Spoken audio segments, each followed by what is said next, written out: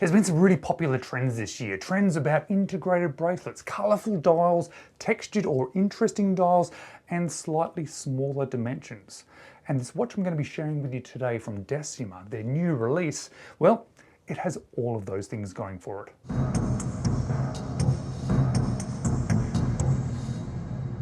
Hello, you're watching James. My name's James, you're watching me, and I am talking about watches, and I'm talking about a watch that's coming out from Decima, the new release, the GateKeeper, and it has been so good to get hands-on with the prototype of their watch that is being launched on Kickstarter very soon. Now, the watch I'm going to be sharing with you today, this prototype, there are a couple of little changes between this one that I'm showing you and the one that is actually going to be produced, but they are minor changes. Only minor changes. The things that I think are really going to be standout features about this watch are right here in front of me and on my wrist, and I'm going to be sharing with you guys. And it really does seem to tick a lot of boxes about what has been really popular this year. There is an integrated bracelet. There are lots of different interesting and bright colors. There is a beautiful textured dial. It has a movement that I particularly like, and being an integrated bracelet style, they've gone with a size that really seems to suit this design and sit so nicely on wrist. I don't have the biggest wrist in the world, a medium 17 centimeter wrist, and this is probably one of the better integrated bracelet sized watches that I have tried on for my wrist size. As I mentioned, this one is coming out on Kickstarter. I'm trying to line this video up with the release of the Kickstarter campaign, so I'm going to leave some links to that Kickstarter campaign below. This watch is just a prototype, so I am sending it back. However, I think he's mentioned to me that he might send me one of the production models when these ones are finalized. So I'm going to put that sponsored icon pop up there, because if he does send me one of those, well, I then get to keep it. But today I want to share this watch with you guys in some more detail, especially the dial, because the dial is a standout feature about this one. So let's flip the camera and let's do just that. Now, I don't have any packaging to show you with this one. The prototype just came out watch only. But what I can tell you about this watch is quite a few of the things that are coming with it. At the moment, if you're going to buy this one on Kickstarter, they range in price as they do with Kickstarter, with an early bird special and a 24-hour special and a bits and pieces. But what they do is they start at $349 US, and then they slowly incrementally go up from there. They also come in a whole heap of different colors, just like this purple one that you can see here. But they also come in blue, green, turquoise, yellow, and this salmon color as well. Really cool colors to have, and it certainly is becoming a bit of a trend to have those bright colors.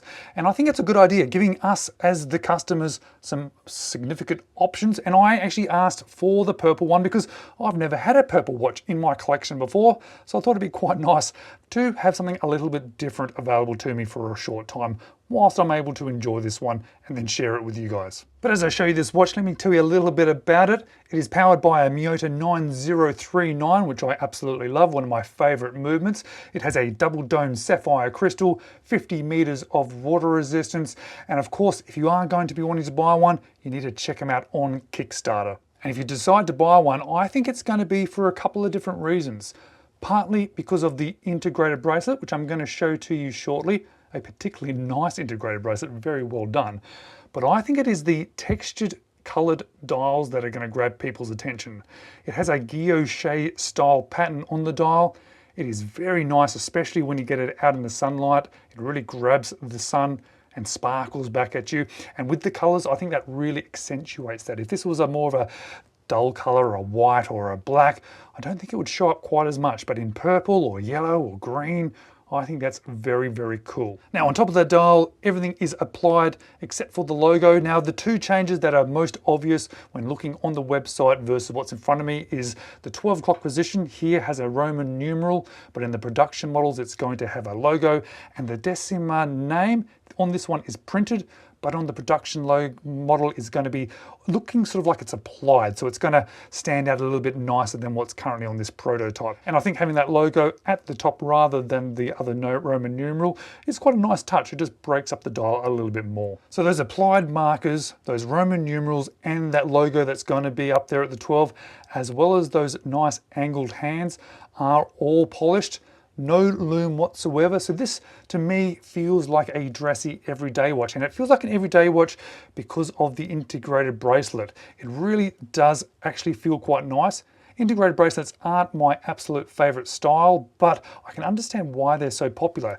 It really feels like it is a cohesive unit, and this one, Decima, they've done a good job at it. But let's talk about dimensions, because the case is 38.9, probably listed as a 39mm. Thickness is only 11mm, and a big part of that is because of that Miyota high beat movement, which really does affect the on-wrist experience in a very positive way.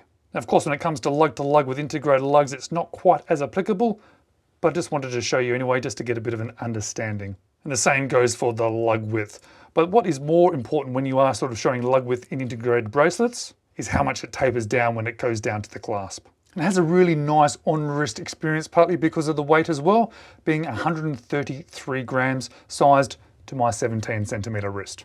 And let me confirm for you that that nice double dome sapphire crystal that sits really nicely above the dial is in fact sapphire.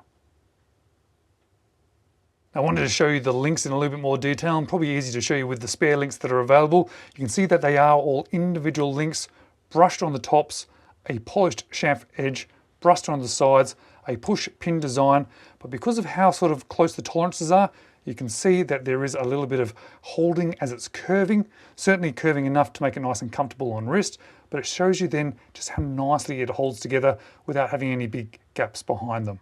As you can see, plenty of curvature to that bracelet, so it does then taper nicely onto your wrist, but it just gives you that really cool effect because the tolerances are so nice and tight. What I am pleased to see is that they're using a more of a standard clasp versus a butterfly clasp, which I would partly expect from this sort of design, but I much prefer this style. Has the Decima logo on there, brushed, polished, brushed, double pusher, all milled inside, as well as a nice little bit of micro adjust on the fly, which is really nice to see. Has a see-through caseback, and it's a really nice large see-through caseback as well, so you really get to see that high beat Miyota movement.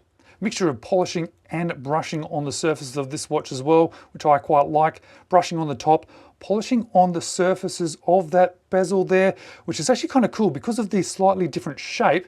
It creates an interesting different surfaces. It's not sort of a consistent, sort of starts off a little wide there and gets thinner towards the edge. And that's just a really nice effect. Dropping down to a bit of brushing on the top, a polished chamfer edge, brushing on the sides again. Unguarded crown. It's a slightly smaller crown, a little bit of a dressy style crown, not screw down, but being that high beat Miyota movement, it does have hand winding, and of course, it also does have hacking and no ghost position, which is nice. When it comes to these integrated styles, albeit maybe not my favorite visually for some reason, I don't seem to connect with them as much as I do with other watches.